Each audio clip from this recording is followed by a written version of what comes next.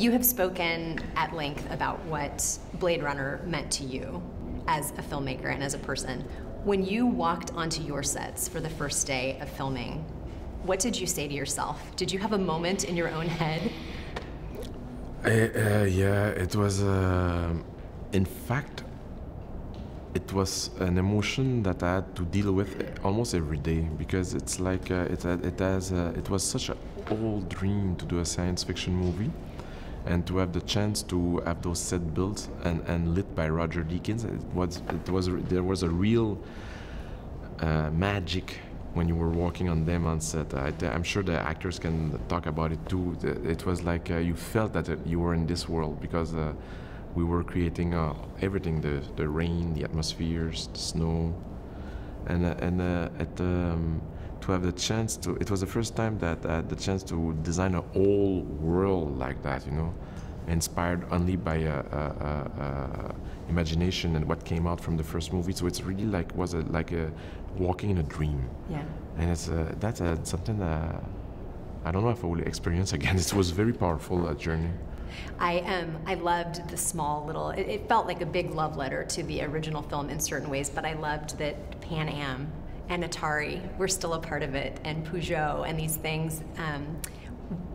When you were making choices, how did you make those choices? How did you, because you successfully didn't imitate, you just sort of enhanced this world that already existed, but that seems like you're walking a razor's edge to get that right.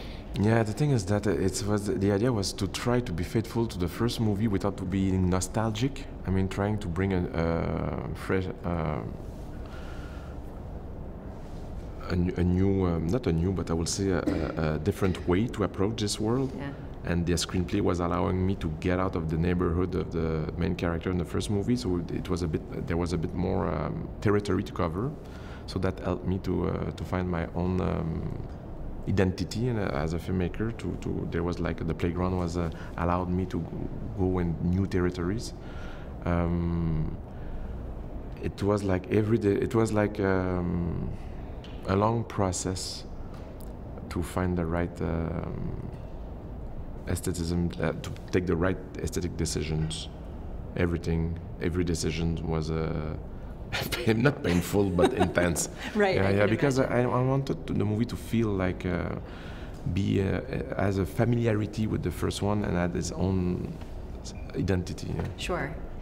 I don't want to give anything away, so maybe we can talk about this in an abstract way. There is one scene in this film involving 3 actors, and it is unlike anything that I have ever seen before.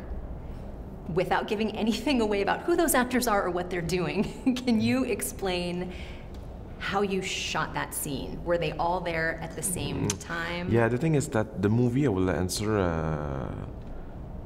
is a blend, and that's the thing that I deeply love about filmmaking. It's a blend of very old-fashioned technique and hard-edged technology, you know. Yeah. It's like that scene you're talking about that we can't talk about is the result of months and months of work, where it was like a huge choreography on set, very precise choreography with the actors, and then a nightmare for CGI artists that worked for a month in order to try to achieve what I was looking for. Yeah. Because at the end of the day, you don't want the technique to be in the way. You don't want to.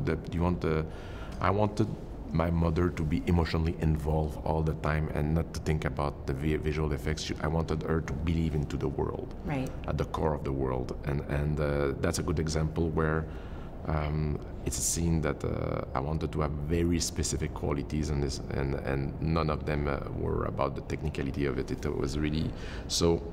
I remember it gave a lot of sweat to my VFX department, but I'm very proud of that scene. It's one of the scenes I'm the most proud of. It's pretty remarkable. Okay.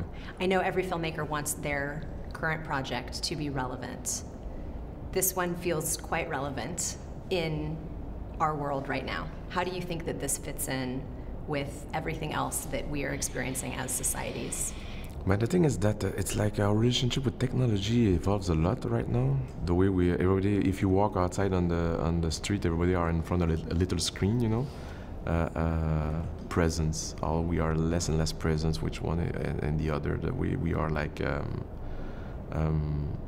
are less and less in contact with nature as human beings, and I think that the movie's bringing some comments on that, but it's not a moralistic movie in that regard. It doesn't, but in an entertaining way. I think it brings us a mirror in our face. Yeah.